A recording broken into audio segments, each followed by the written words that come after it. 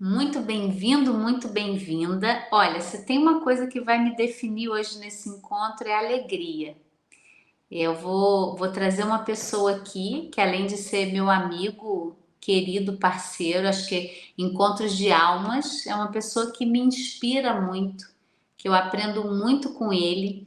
E eu fico brincando que eu falo, a gente acha que os mais velhos vêm para ensinar, mas a gente deveria ouvir os mais novos. Eu acho que eles têm muito para ensinar para a gente, né? Então a gente tende a envelhecer e achar assim, eu já vivi, eu sei muito da vida, que é uma verdade, nós temos a nossa experiência, a nossa trajetória, mas parar com curiosidade para observar as pessoas mais jovens, né? Como que eles estão pensando a vida, sentindo a vida. Então, o Renato para mim é uma inspiração, né? Eu vou deixar ele se apresentar inclusive, mas é uma inspiração de uma pessoa que seguia mesmo pelo coração e a vida vai acontecendo, né? E é tão bonito ver a expressão dele de vida, mas eu não vou ficar aqui falando, eu vou chamar ele e ele vai trazer uma prática para a gente também que eu tô louquinha para fazer com vocês. Chega aí, Renato.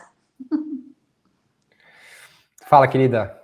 Que bom. Bem-vindo. Obrigado pela apresentação carinhosa. Bem-vindo, querido. Obrigado, é um prazer estar aqui. Que delícia. Vamos se divertir. Vamos lá. Então, Renato, conta um pouquinho pra gente como é que você chega aqui, como é que você se apresenta.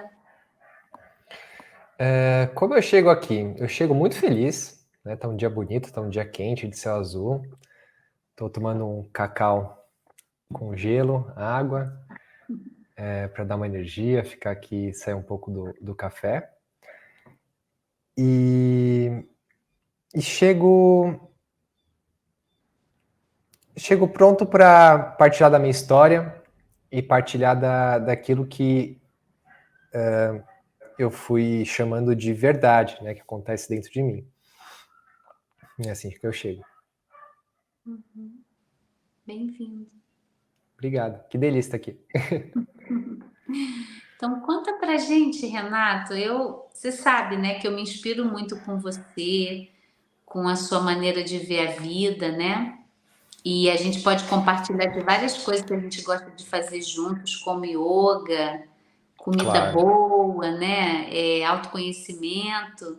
E achei muito legal quando você falou assim, eu fiz a formação de yoga para eu poder praticar, né? Isso foi uma coisa que eu me lembro assim, achei, poxa, muito legal, a gente sempre faz a coisa com uma utilidade, né? Eu vou ser professor, eu vou dar aula, eu vou usar isso para alguma coisa. Vou ganhar E eu vejo dinheiro, vou fazer um isso, investimento, daí quantas aulas eu preciso para retornar esse precisava investimento? pagar. Exatamente, né?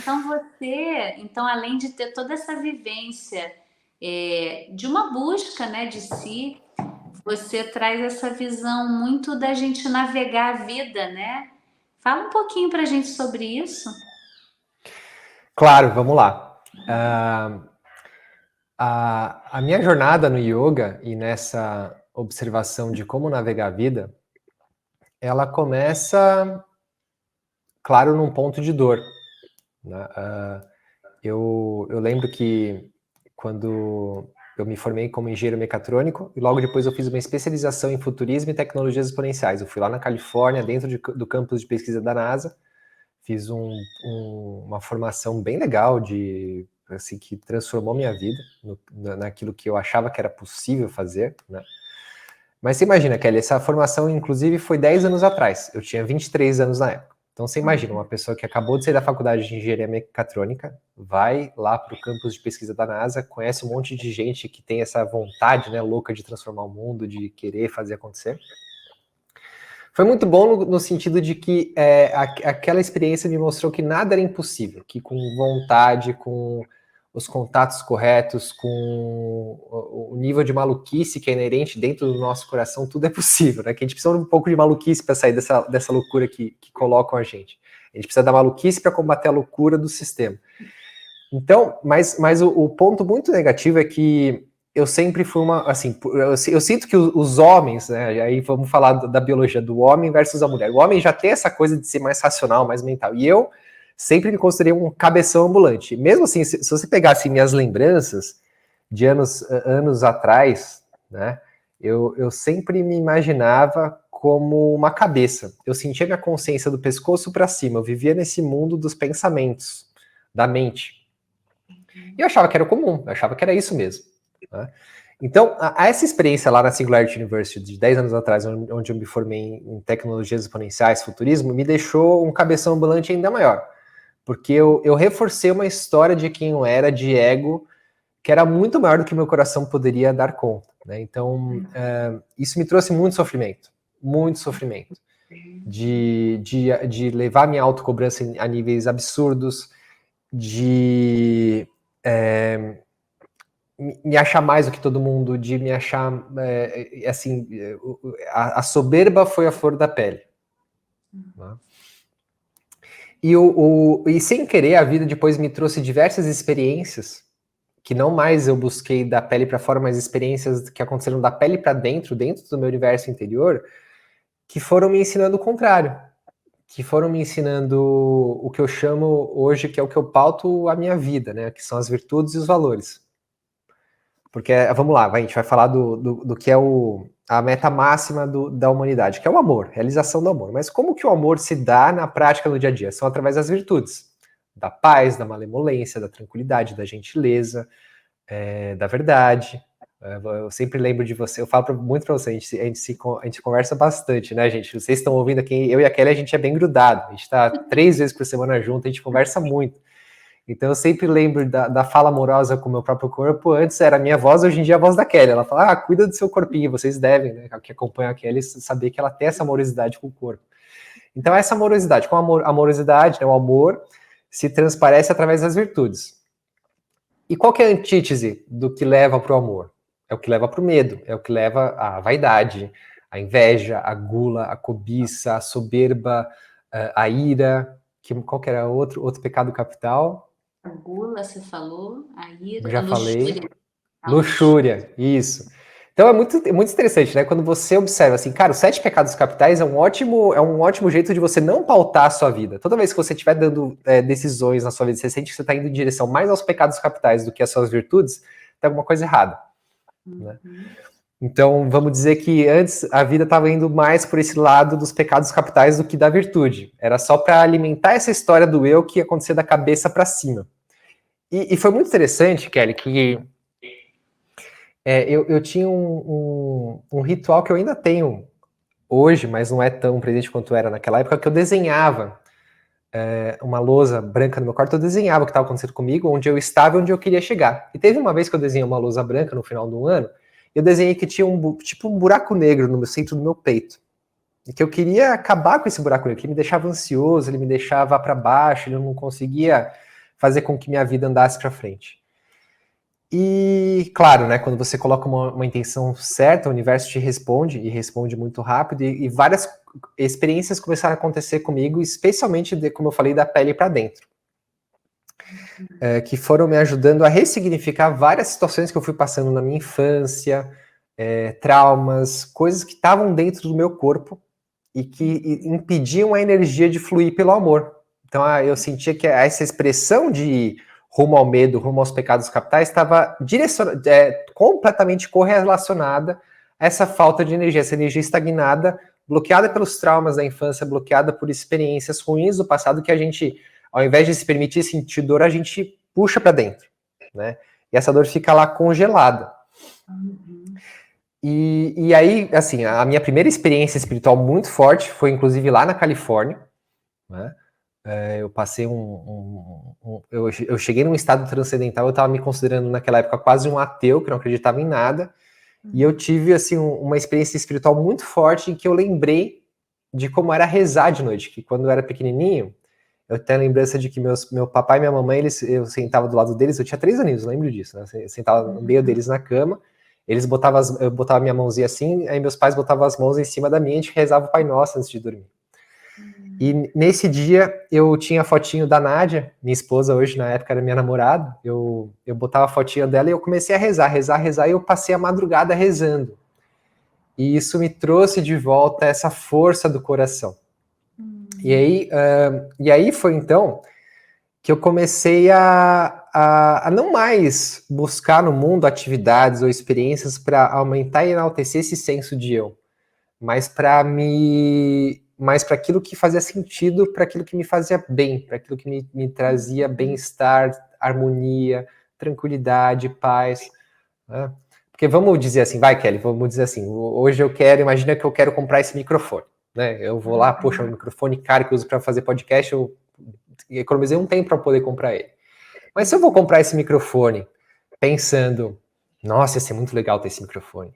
Nossa, imagina as pessoas vendo um vídeo aqui no Instagram falando, vai me dar muita autoridade. Cara, olha só, eu estou alimentando um senso de eu, mas se eu pensar que eu vou comprar esse microfone por um prazer de lapidar ainda mais a minha arte, de poder estar mais íntimo no contato com as pessoas, aí eu alimento outra história que faz eu nutrir essa compra de uma forma melhor. Então eu estou falando só de microfone, mas imagina assim uma viagem, né? Uma casa, um terreno, um apartamento, ou você vai fazer um curso. Então, assim, eu vejo muita gente hoje fazendo cursos porque eu vou aumentar meu salário, porque o mercado de trabalho pede isso, né? E deixa de alimentar o seu coração.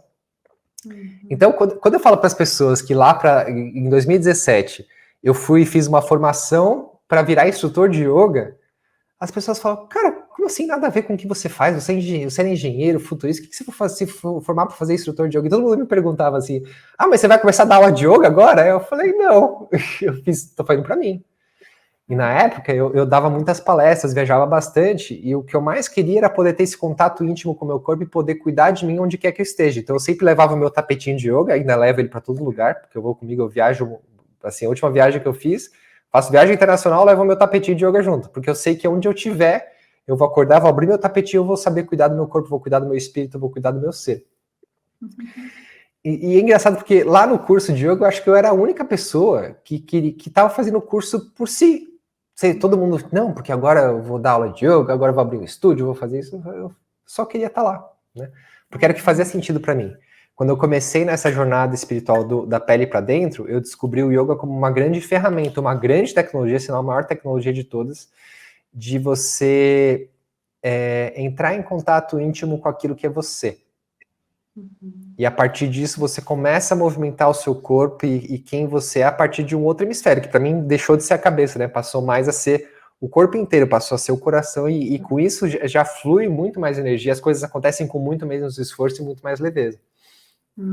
E querido, é tão gostoso te ouvir, e eu aqui, né, também o meu lado neurocientista não fica de fora, eu fico assim, gente, como é bom ouvir alguém que usa o lado direito do cérebro, né? O direito comanda o nosso lado esquerdo no corpo. E é o lado nosso dessa sensibilidade. Então, assim, só para trazer essa âncorazinha, Renato, que é tão lindo, porque assim, o nosso lado ativo, masculino do fazer, dessas resoluções, né, tem todo um funcionamento biológico e cultural que inserem a gente e as coisas ficam utilitaristas, né? Eu compro porque vai ter utilidade, porque vai servir para alguma coisa. E quando a gente começa a acessar essa sensibilidade, estou trazendo isso porque muitas pessoas que estão aqui com a gente são pessoas que passaram a vida nesse sistema, né, com dor crônica, aonde vai procurando ajuda, mas o próprio sistema diz: o seu corpo está errado, o seu corpo não sabe, você não tem jeito de melhorar essa dor, vai ter que tomar remédio o resto da vida.